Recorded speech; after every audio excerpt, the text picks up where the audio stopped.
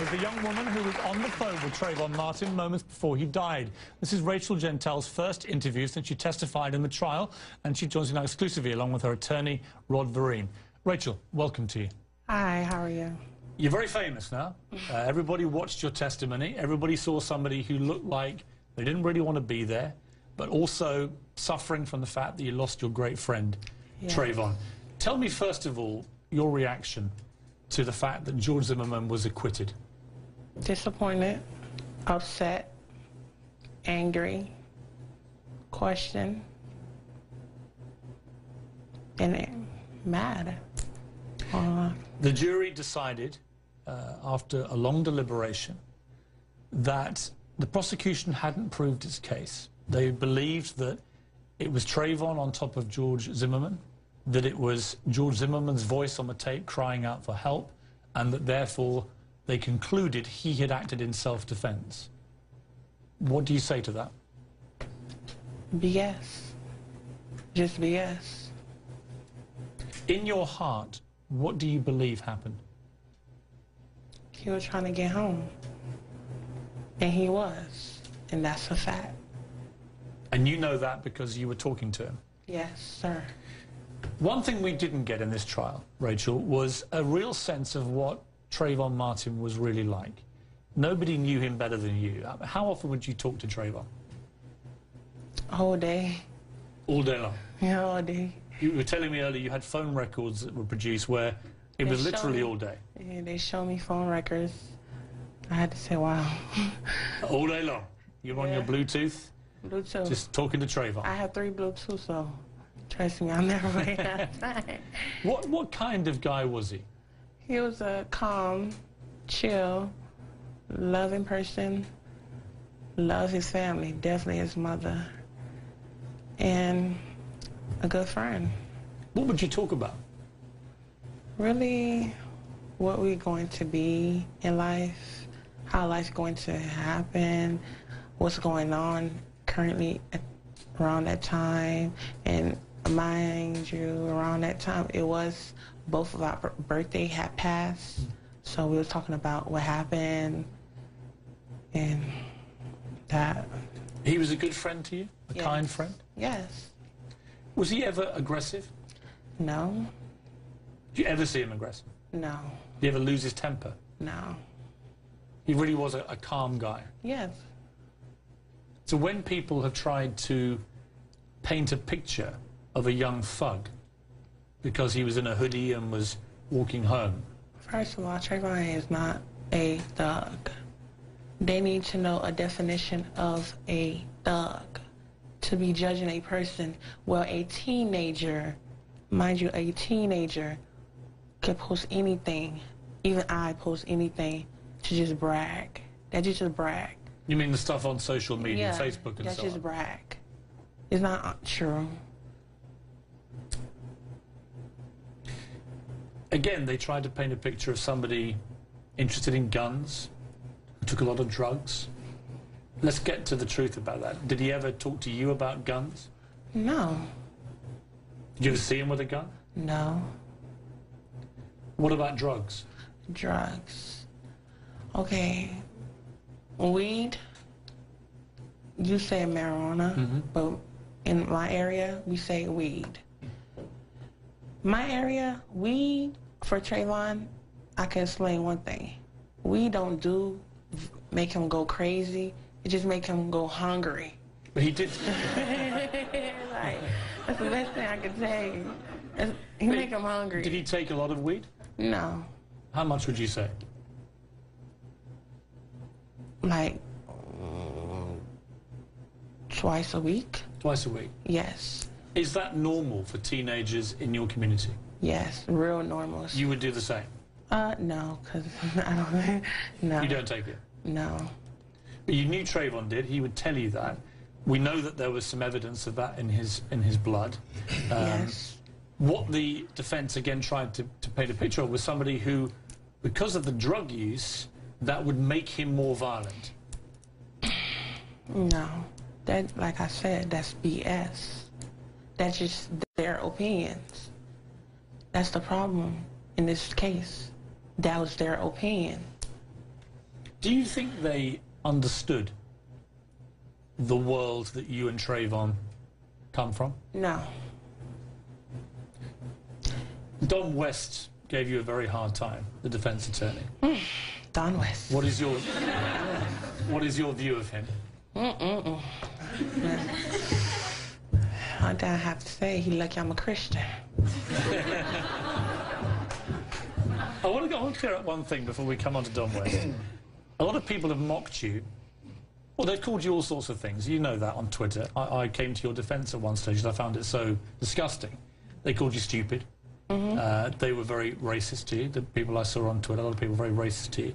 But they also mocked you for the way that you spoke. Okay. Now, explain to me the background to that. The way I speak. A lot of people have the same issue I have right now. Okay, how I can say this? I had this situation since kindergarten. You could figure out how I speak.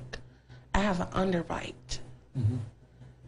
For me... Which is a dental condition for your teeth? No, a bone. A bone, right. They gotta push back. And... You had to have surgery for it? Yeah, I gotta have surgery to push it back. And right now, I don't want to do it because it takes a year to heal. And then a lot of people have that situation.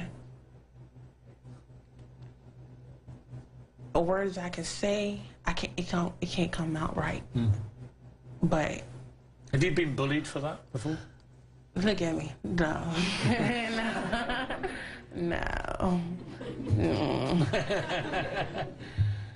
So you seem to be a very different character tonight to the one we saw in court. You looked like you didn't want to be there. Is that how you felt? It's not that I didn't want to be there. It's a lot of stress. I was dealing with a lot of stress for 16 months, I think. And you were grieving a friend? I was grieving. And I had to deal with around February. My birthday, his birthday, now a death. My mother's birthday, his mother's birthday, a lot of birthdays up in there. So death creeped me out. I don't do death at all. I even told my parents, I'm not going to their funeral. I'm not doing none of that. I don't like funerals. For those who just don't know, what effect did it have on you, Trayvon's death? Particularly the shocking fact that you were the last person he was talking to. It's shock. It's just shock. You just, like, wow. You can't believe. Like, you can't believe what just happened. You were just a minute on the phone with the person. And he sounded normal. And then a situation happened. And then I'm finding out 2 days later he dead. And then I had to be by a friend telling me, oh, do you know he died at 7:17? And I had to look at my phone. And my phone say 7:16. And people got the nerve to tell me, oh, why I ain't come to that funeral. I didn't put Trayvon at that funeral. I didn't put Trayvon in that casket. That's what people need to understand. I did not plan for that week to be at a funeral. That day I was so shaken. Like, wow, this is really happening? He really dead? Do you miss him?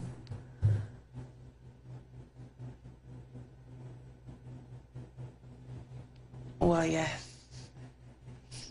He is a funny person. And the area that I raised the area I currently stay at, the whole area miss him. That's where he hang out with. That's his friends, all that. We you know, they have their grief. The juror who was interviewed tonight by Anderson Cooper for CNN said that she felt sorry for you, but she also said this. Let's watch the clip. I want to ask you about some of the different witnesses. Rachel Jeantel, the woman who was on the phone with Trayvon Martin at the start of the incident. What did you make of her testimony? I didn't think it was very credible, but I felt very sorry for her. She didn't ask to be in this place. She didn't ask. She wanted to go.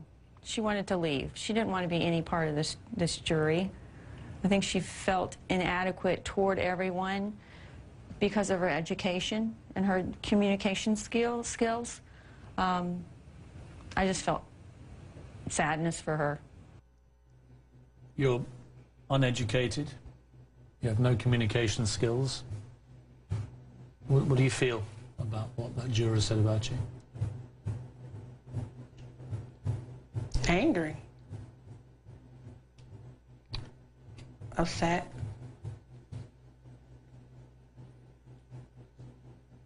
And then the closing, when the state closed, and they trying to explain what kind of person I am, and you can see the kind of person I am. I never, out of the whole stand, I never cussed out Dawn. Even during our little back, since March, I've been dealing with Don Weston. Don Weston, you actually saw him here in the CNN. He was here to do Anderson's show. Yeah. What did that make you feel to see him again? I'll hold it back. The only reason I have not said nothing to Don Weston, because my parent taught me better. That's an adult. You don't have the right to disrespect an adult. Don't curse. Okay, I did give attitude, but, you know, that's I liked your attitude. When we come back, I want to talk to you about this particular moment, and it was discussed again with Anderson and the juror tonight, but the moment when we had this reference to creepy ass cracker, because that became a very famous phrase, and I want to get from you exactly what it means.